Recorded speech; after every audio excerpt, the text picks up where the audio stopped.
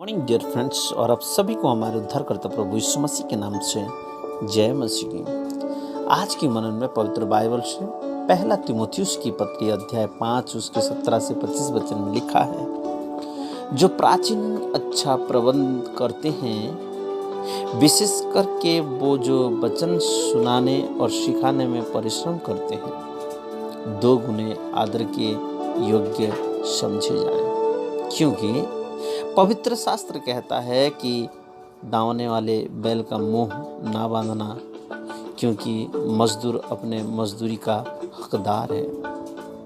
कोई दोष किसी प्राचीन पर लगाया जाए तो बिना 2 या 3 गवाहों के उसको ना सुन, पाप करने वालों के सबके सामने समझा दे, ताकि और लोग भी डरे। परमेश्वर और मसीह यीशु और चुने हुए स्वर्गदूतों को उपस्थित जानकर मैं तुझे चेतावनी देता हूँ कि तू मन खोलकर इन बातों को माना कर और कोई काम पक्षपात से ना कर। किसी पर शीघ्र हाथ ना रखना और दूसरों के पापों में भागी ना होना। अपने आप को पवित्र बनाए रख। भविष्य में केवल जल ही का पीने वाला ना रहे, पर अपने पेट के और अपने बार बार बीमार होने के कारण थोड़ा थोड़ा दाखरस भी काम में लाया कर।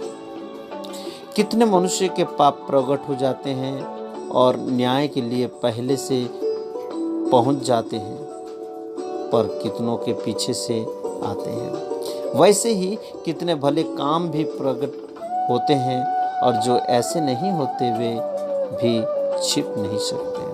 ओ प्रभु का धन्यवाद हो।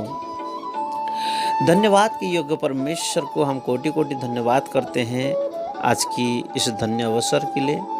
और इस धन्य अवसर पर धन्य वचन को प्रभु ने हमें दिए हैं, और आज के इस संदर्भ में से प्रभु आपको और मुझे यह सिखाते हैं कि उससे भी आपकी ज़रूरत है। हाँ, किससे?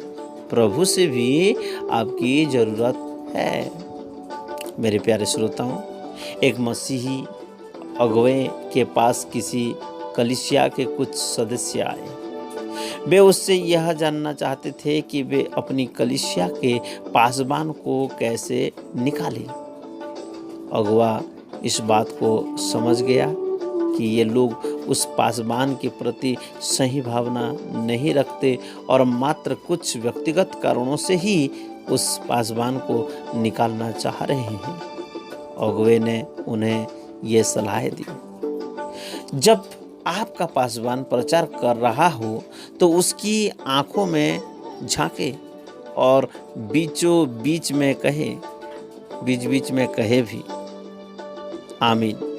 आप पाओगे कि वह ऐसा प्रचार करेगा कि प्रचार करते करते ही मर जाएगा। आपको उससे निकालने की ज़रूरत ही नहीं पड़ेगी। उसके पास जाएं और पीठ थपथपा के उसकी अच्छी बातों को उससे बताएं। आप देखोगे कि वो इतना काम करेगा कि काम करते करते ही मर जाएगा। आपको उससे निकालने की ज़रूरत ही नहीं पड़ेगी। अपने जीवनों को फिर से परमेश्वर को समर्पित करें और पासबान से कहे कि अब वह आपके जीवन को आत्मिक रूप से बढ़ाने का कार्य करे। यह सुनकर ही उसका हृदयघात हो जाएगा।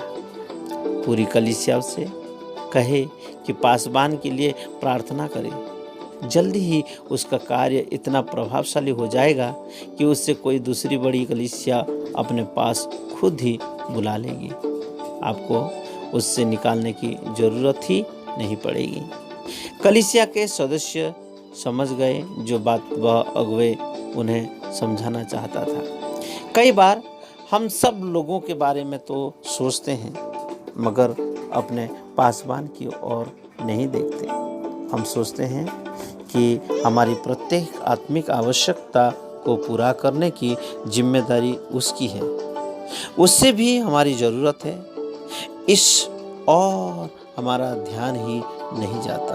यदि आपकी कलीसिया का पासबान विश्वास योग्यता से परमेश्वर के वचन का प्रचार कर रहा है एक अच्छा जीवन जीने का प्रयास कर रहा है, आपकी आत्मिक आवश्यकताओं की पूर्ति कर रहा है, तो फिर बारी आपकी है मेरे अजीजों।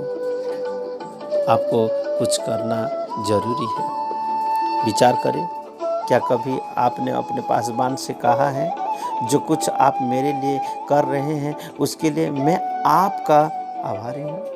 क्या आपने उससे ऐसा कभी कहा है?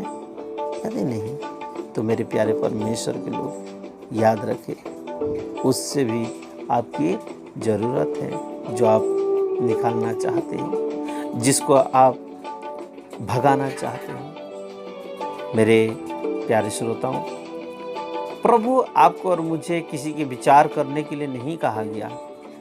पासवान या कोई अगुवे आपको जो सिखाते हैं, जो दो गुने आदर की योग्य समझे जाते हैं, मेरे प्यारे परमेश्वर के लोग, वो आपको, हमको, हम सभी को सिखाने के लिए वो प्रचार करते हैं, ना कि वो हमें